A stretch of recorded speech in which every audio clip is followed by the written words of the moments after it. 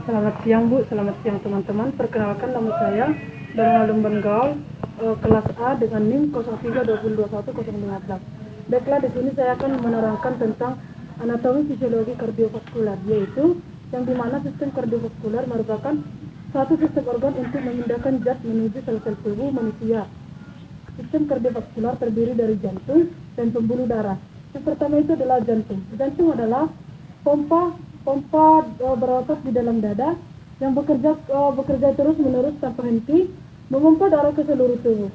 Bagian kanan dan kiri jantung masing-masing memiliki ruang sebelah atas atau atrium yang mengumpulkan darah, dan ruang sebelah bawah atau ventricle yang mengeluarkan darah agar darah. Bagian kanan dan kiri jantung masing-masing memiliki ruang sebelah atas atau atrium yang mengumpulkan darah, dan ruang sebelah bawah atau ventricle yang mengeluarkan darah.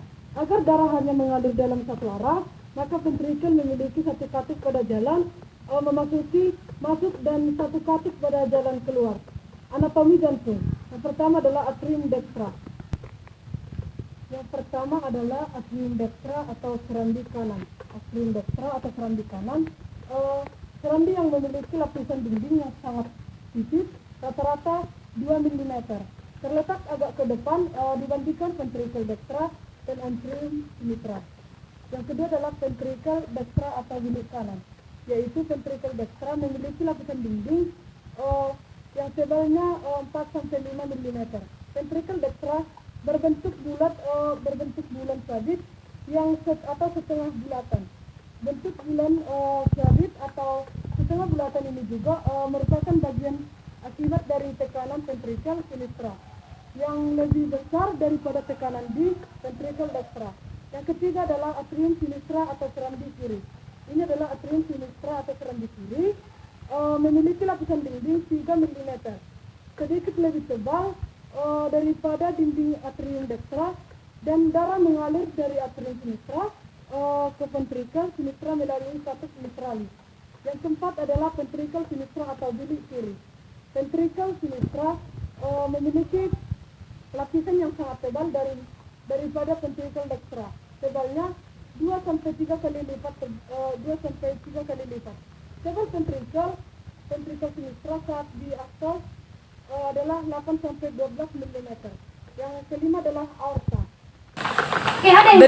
Berikut ini adalah gambar dari aorta, yaitu arteri besar yang terhubung dengan bilik jantung kiri.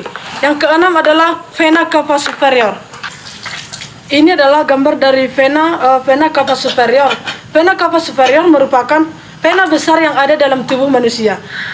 Yang ketujuh adalah vena cava inferior.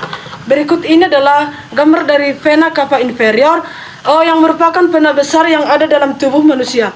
Adapun katup jantung adalah yang berikut adalah katup atrioventrikuler. Adalah katup yang terletak di antara atrium kanan dan ventrikel kanan. Yang kesembilan adalah katup mitral. Adalah katup yang terletaknya di antara atrium kiri dan ventrikel kiri. Yang kedua adalah pembuluh darah. Pembuluh darah merupakan bagian dari sistem sirkulasi tubuh manusia. Darah adalah cairan jaringan tubuh yang fungsi utamanya adalah mengangkut oksigen yang diperlukan oleh sel-sel di seluruh tubuh. Darah terdiri atas plasma darah sekitar 55%, sel-sel darah 45%, yang terdiri atas sel darah merah atau eritrosit, sel darah putih, leukosit, keping-keping darah, trombosit, dan plasma darah merupakan komponen terbesar dalam darah.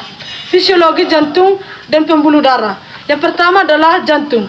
Jantung fungsinya sebagai alat atau organ pemompa darah pada manusia. Yang kedua adalah serambi kanan.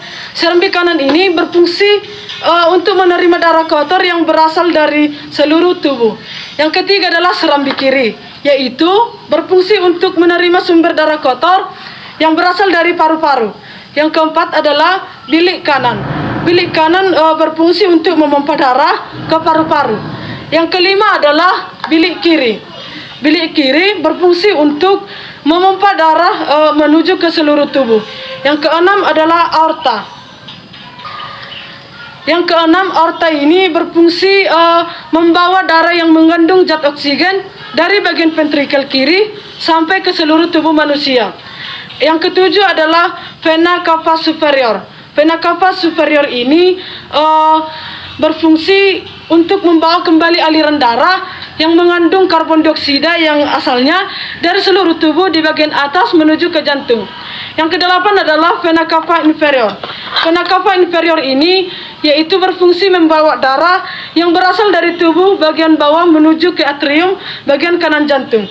Adapun fisiologi katup pada jantung ialah katup atrioventrikuler, yaitu berfungsi membuat darah cuman bisa mengalir dari atrium menuju ventrikel. Yang kedua adalah katup mitral, yaitu berfungsi untuk mencegah agar darah yang sudah ada pada ventrikel kiri kembali kepada atrium kiri.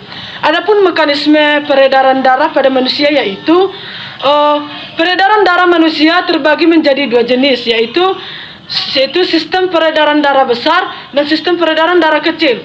Yang pertama kita masuk pada peredaran darah besar atau sirkulasi sistematik sirkulasi, yang merupakan sirkulasi darah yang mencakup seluruh tubuh. Sirkulasi ini berlangsung ketika darah bersih yang mengandung oksigen mengisi serambi kiri jantung kita melalui vena pulmonalis. Setelah melepaskan karbon dioksida di paru-paru, darah yang sudah berada di serambi kiri kemudian diteruskan ke bilik kiri, dan jantung ini disalurkan ke seluruh tubuh melalui pembuluh darah utama yaitu aorta. Aorta atau darah yang dipompa melewati aorta akan terus mengalir hingga ke bagian paling ujung di seluruh area tubuh. Setelah menyalurkan berbagai zat ke sel-sel tubuh, darah akan kembali menuju serambi kanan dan jantung akan mengalami proses pembersihan darah. Yang kedua adalah peredaran darah kecil, yaitu sirkulasi pulmonal atau sirkulasi paru, yang merupakan sirkulasi dari darah jantung menuju paru-paru dan sebaliknya. Sirkulasi berlangsung saat darah yang mengandung karbon dioksida dari sisa metabolisme tubuh kembali ke jantung melalui pembuluh vena besar atau vena cava. Selanjutnya, darah tersebut akan masuk ke serambi kanan dan diteruskan ke bilik kanan jantung.